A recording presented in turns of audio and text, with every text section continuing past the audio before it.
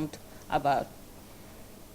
On agriculture, President Barrow continues to promote his government's policy to transform the sector from rudimentary to mechanized farming to make agribusiness a key economic player. To realize this policy goal, the government is ensuring that farmers access input and farm implements is given priority for the 2019 rainy season. The Ministry of Agriculture, in partnership with National Food Security Processing and Marketing Corporation, is procuring a total of 7,500 metric tons of fertilizer for the rainy season this year. Also, with support from Japan, an extra 600 tons of fertilizer and 30 tons of assorted seeds will be available to farmers this year.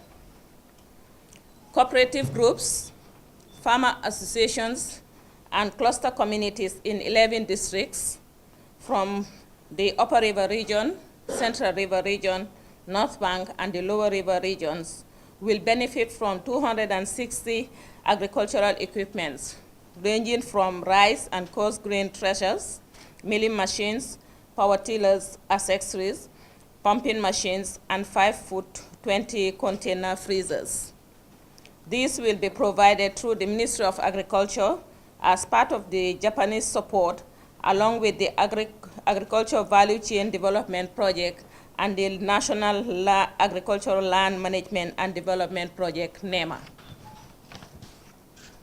To encourage and empower farmers to have their own seeds, the Ministry of Agriculture, in partnership with FAO through European Union funding, will procure certified seeds from Gambian seed growers. Locally, 56% of groundnut seed, 71% of maize seed, and 100% of Findi seed needed are available this year locally. In addition, over 11,000 households identified in the Upper River region, Central River, North and South, Lower River, and the North Bank will be given FAO procured seed and fertilizer. Out of these, 25% of the households are female-headed and 75% male-headed, who are in need of input support for 2019-2020 rainy season. In another development, the President has been briefed on discussions between the Gambia government and Egypt to create jobs for the youth through agriculture. 3,000 hectares of land has been identified for rice cultivation and poultry farming in the Nyanija district of the Central River region north. This followed President Barrow's visit to Egypt last December. Finance and economy. An economic council under the Office of the President has been set up to provide regular updates to the President on macroeconomic situation of the country. It has been noted that while the economic outlook is promising, the prices of basic commodities continues to be affected by world prices. Meanwhile, the deputy head of the IMF, Mr. Zhang, in a meeting with the President, appreciated the Gambia's performance in the last 2 years, while encouraging the country to continue on the way it has started to maintain good performance in the economic and social sectors, creating stability and boosting business to achieve prosperity. He also commended the Gambia for the Senegambia Bridge and signing of the Africa Continental Free Trade Zone Agreement in connecting and promoting regional integration. He gave assurance of coordination of international assistance to support the country's reform programs. On human rights, UNOWA's representative, Dr. Mohamed Ibn Chambers, expressed his pleasure with the progress of work in the commissions and hailed the Gambians serving in the various commissions, including the TRRC, the CRC, and the National Human Rights Commissions. He was impressed with that the government made funds available to the CRC to conduct outside consultations with Gambians to strengthen the institutions as part of the electoral reforms. President Barrow, in his response, said the reform programs are meant to be modernized and sustainable in an atmosphere that is conducive for the participation of all citizens. Security sector. President Barrow has assigned the Ministry of Justice to coordinate the activities of the National Security Steering Committee. Meanwhile, a national security sector policy has been prepared and is due to be launched in June this year, that is next month. Also, the head of state has also directed for the upgrading of the military barracks in the country. On land administration, a task force comprising representatives from the governor's office in the West Coast region, the Ministries of Interior, Justice, and Lands, has reported calm in the land dispute between Gunjur and Berending. On the civil service reform, the Office of the President led a retreat with heads of subvented institutions to create better delivery of services. Policy issues to improve impact and functional institutions were discussed to avoid duplication and minimize wastage. Energy and petroleum. British Petroleum, BP, signed an offshore petroleum license. The President has been informed that BP will be provided with exclusive right to drill and explore prospects in offshore Block A1. On governance, in an interface between the cabinet led by President Barrow and the Constitutional Review Commission, in addition to that, a written contribution will be submitted to the CRC for consideration from the executive. Also, the Department of Strategic Policy Delivery at the Office of the President presented to Cabinet its strategy to collaborate, coordinate, and unblock blockages in the delivery of services on the presidential priorities of the NDP. The department will also support the presidency on evidence-based decision-making using data and facts. On health, President has been briefed about the ongoing consultations with Qatari Charity Foundation to support the government build a hospital in the Greater Banjul area in line with making professional healthcare services accessible to the people. On upcoming engagements of the President, President Barrow will attend the 14th session of the OIC Summit scheduled for the 30th May to the 1st of June in Saudi Arabia. Meanwhile, the Gambia has deferred the hosting of the OIC Summit from 2019 to 2022 after a series of high-level consultations with other African countries to allow it more time to prepare for a successful hosting. The preparations include the construction of needed infrastructure for the summit. Thank you. I am Kevin Mamure from Korea newspaper. I have 3 questions, one of which is a pregnant one.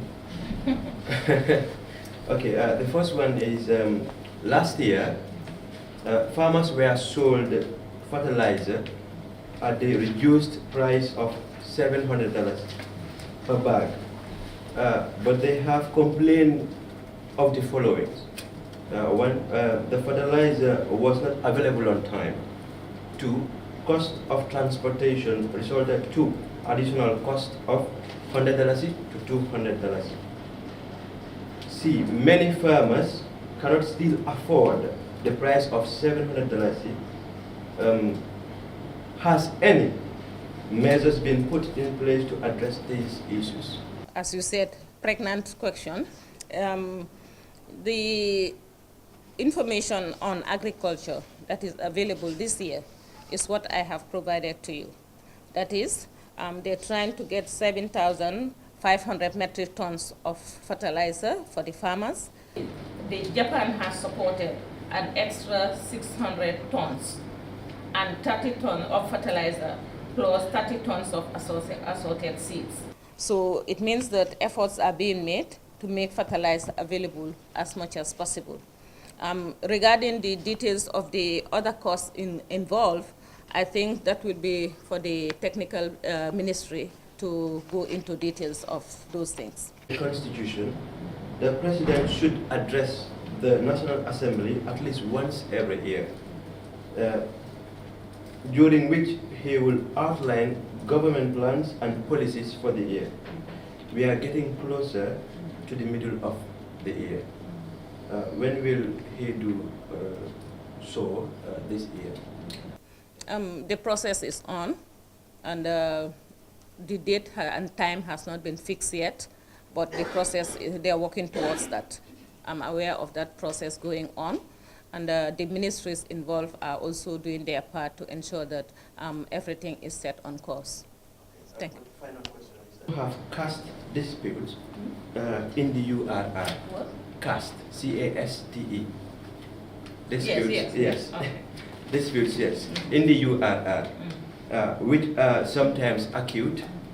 What has been done, or what plans does government have to resolve these disputes to avoid escalation, violence, death, and communal strife? Okay. On the issue of caste, the caste system, as we all know, is a traditional practice more than anything. And I know that the President has been involved in the discussions that he has been briefed on to advise the communities, especially using our traditional means of communication, to reach out to the way we do problem solving by resolving to communal discussions and using the elders of the communities to settle the disputes between the communities. So far, I know that has been going on, and the President has been informed about the efforts being done, especially in the URR, where these issues are taking place to be able to resolve these problems through communal approaches to problem solving, especially resolutions of conflicts related to tradition and culture. Sally Rachel from Kirkpatrick. So my question is regarding the OIC. I just wanted to know, at what point was it known that the conference was going to be postponed? And because the last time we were here for the State House media briefing, you told us that the project was pretty much effective and it was going to happen. So we would like to know what led to the conference being postponed, and what happens to the project now that it is taken to another country? And in fact, what is the assurance that the OIC will be hosted in the Gambia come 2021? Another pregnant question. On the first point, at one point, after the last press briefing we had, you will notice it's about a month now. After that, a high-level delegation was sent out to do consultation. And they returned last week, towards the end of the weekend, and it was finally, that's the information we got, and that's when we got it officially, that the consensus has been reached among the African countries that the Gambia will host it in 2022, and that is when the government decided to defer it. On what happens to the project actually continues. In fact, the agreement has been reached that the funds are available already for the projects to continue, with not only the airport VIP lounge, but also the roads that needs to connect from the airport to the conference area. Also, the hotel will be built specifically to accommodate all the delegates as much as possible for the next summit. But also it has been supported to provide electricity and water for the areas around the specific project. That is a specific project for the hotel area and also around the conference area. And you realize that the construction of the conference center has advanced, and it is also going on. So nothing will stop. In fact, it will give more time for the preparations to be done in an appropriate way to ensure that there is successful hosting of the summit. My name is Dara Chan from Star TV. Well, you've mentioned of the mechanical system of farming that the government is trying to change the farming system of the Gambia. So what measures does the government take for now in changing the mechanical farming system? You just mentioned the state. Okay. Okay. Actually, I think if you listen carefully, you will realize that I have mentioned that over 260 different farming implements are available for farmers this year, gearing towards achieving that goal of mechanization. So that those farm implements, whether they are threshers, whether rice or coarse grain, whether they are milling machines, are all part of the process of mechanizing to ensure that what the farmers are doing can be improved and enhanced through mechanization. We know that the Journey Commission's work is done, dusted, and that the report has been sent to the office of the President. Will the President reveal the report of the Journey Commission? The President is reviewing the report in conjunction with the technical people that are involved to ensure that the report is the recommendations of the reports are known and understood, and whatever decision they have come out with, they will share it with everybody. It will be public information of the decision that is going to be taken. Some recommendations with regard to signing the MOU. What is the President's position on the MOU? As far as I know, and I think this has been discussed in the media before, the President acknowledges that there was an MOU that was not signed, but it was campaigned under the issue of 3 years. But apart from the period of the governance, it has indicated a lot of other areas of governance relating to the commissions we are talking about right now, if you are following what is going on, to make sure that there is institutional reforms, security sector reforms. All these are part of what the MOU wanted. The spirit is to ensure that in the governance of the transition period, we have institutional reforms. We have the issues of the commissions that will make sure that we have accountable and transparent institutions, as well as reforming the security sector. And this is why you have all these commissions coming up, to ensure that the desire for the people will be maintained. And this is the position of the President, to ensure that what we have aimed for the change to take place, let us work hard to achieve it. Why is the government, do we know why is the government not renewing contracts of some ambassadors like Kemis and Johnny? Without going into any specific thing, if you say the government, I will refer you to the Ministry of Foreign Affairs.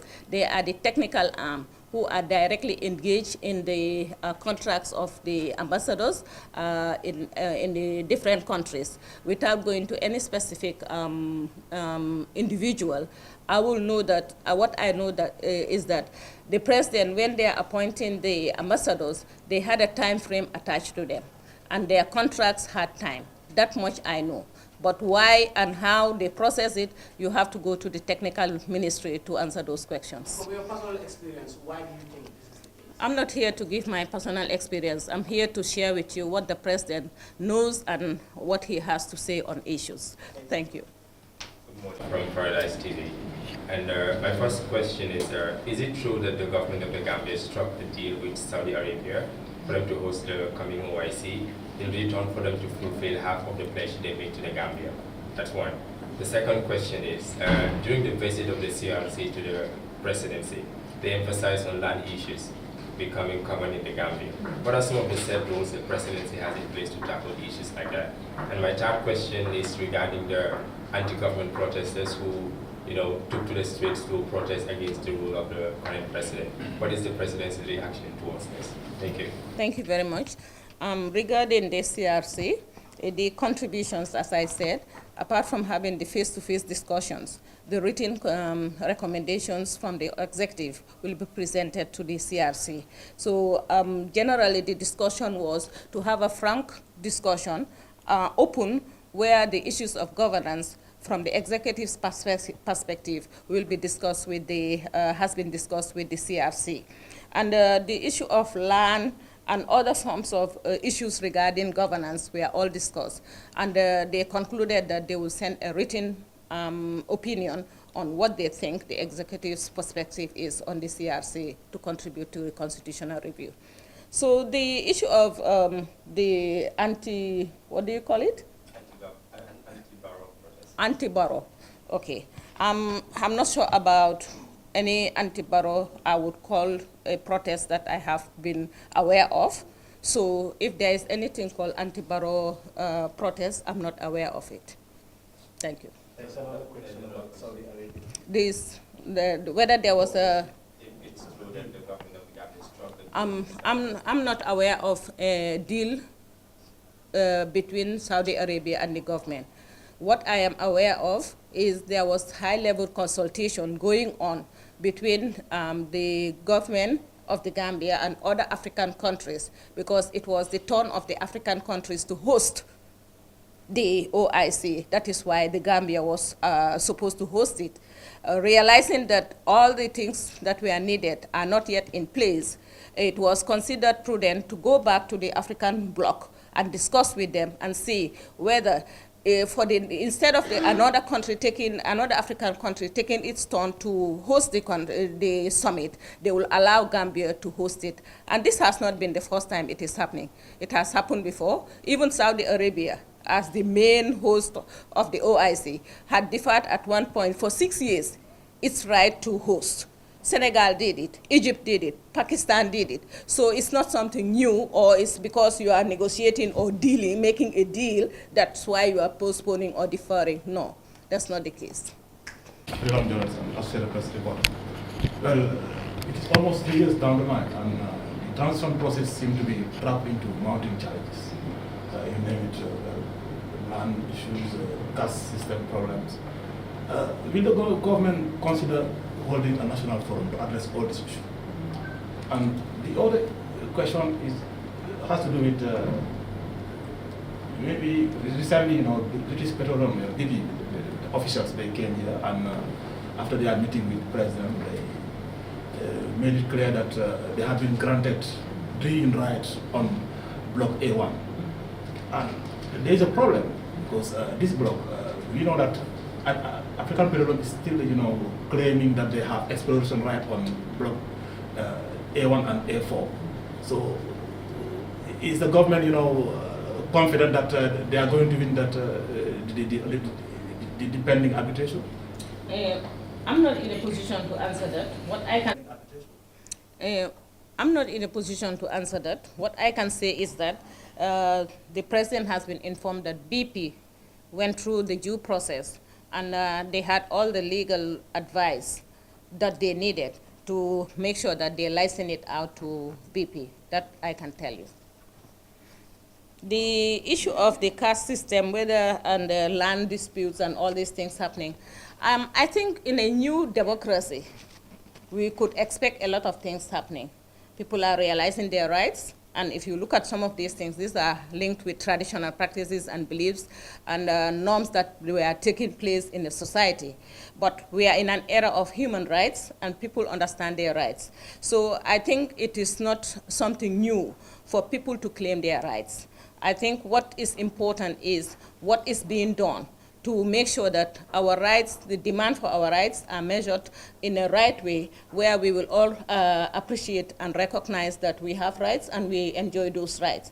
And what the president has been briefed upon regarding the caste system and this land disputes is to make sure that we do consultation, dialogue, to understand the genesis of the problems and how to address them. And I know that is something that has been done and will continue to be done to ensure that we continue to claim these traditional issues, look at them from the perspective of modern day democracy in terms of rights and responsibilities and how we fit that within our cultural norms and values. Madam, I would like to ask you concerning the 3 years journal.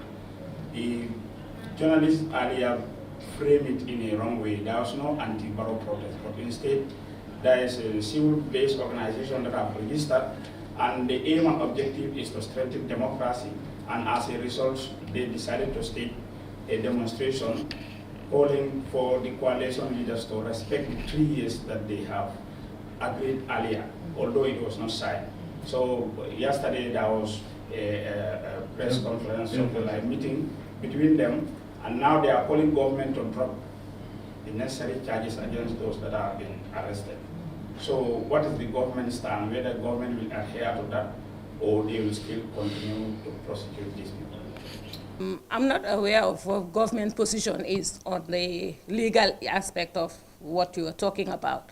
But I know that in terms of our democracy, and talking about promoting democracy, our rights should be within the rule of law. And that much I can say. But what the government will decide, that has not been discussed before this briefing, and I cannot give an opinion or the position of the president on it, because we have not discussed that. Morning. I am Ida Gambian speaking. Since the beginning of the year, Germany has been deporting Gambians living in Germany illegally in groups. The government continued to deny signing an agreement with the German government to facilitate the process. In December, a flight came with 20 people. In January, one came with 15. And the same thing happens in February. In March, the government issued a moratorium, putting a temporary ban on this mass deportation. Recently, we've received information that there is a flight scheduled to arrive in Banjul before the 24th of this month. So what can you tell us about that? The other question is, still on the deportation, the government, through the government spokesperson, Mr. Sankare, and the immigration department has also denied sending immigration officials to Germany specifically to identify Gambian citizens for deportation. The immigration had told us that they had liaison officers at the Gambia embassy in Germany. But yesterday, we had an interview with Georgie Boucher, the honorary consular in the honorary consular of Gambia in Germany, and he said that Gambia does not have any embassy in Germany. We only have honorary consul in Germany. He also said that he met with these officers who are identifying Gambian citizens for deportation. My question is, who should we believe? As far as I know, the Minister of Interior, Minister of Foreign Affairs, these are the institutions that are responsible for some of these things you're talking about, especially relating to our citizens in other countries. So I would advise you to contact the Ministry of Foreign Affairs and the Ministry of Interior to give you information on that. Right now, where I'm standing, I've not had any briefing or discussion on this matter, and I cannot give you an answer that will be honest to what I know. Any annual press conference with the president this 2019, and if so, when? Right now, it has not been planned. What we have been doing is we're having individual interviews going on, and last week we had one from the international body that is associated to BBC, and we also started an interview with the Paradise Television, and that interview actually is continuing today, this week.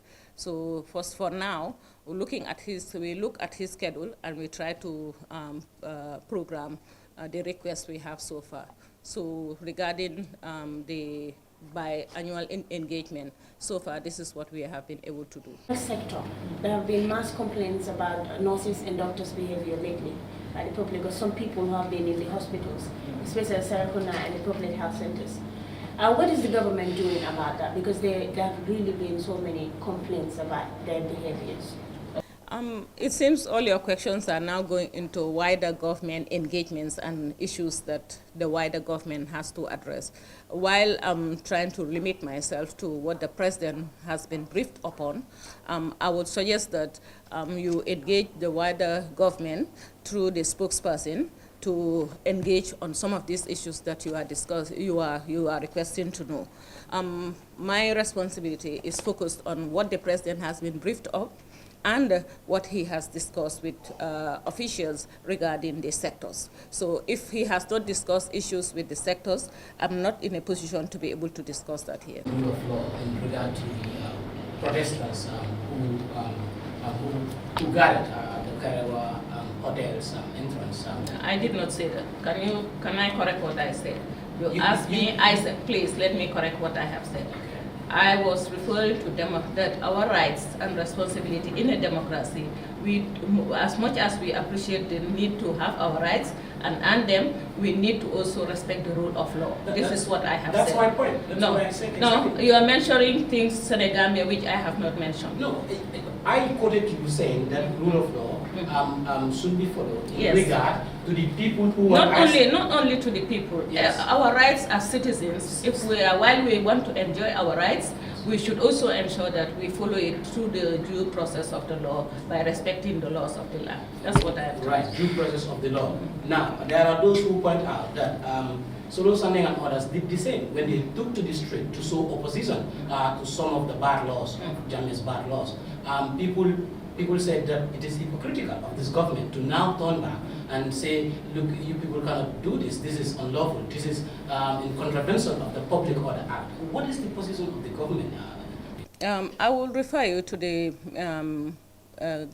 police, Gambia Police Force, so that they will tell you what the rules and regulations are regarding the right to protest, and then you will be able to have the technical information that is required there.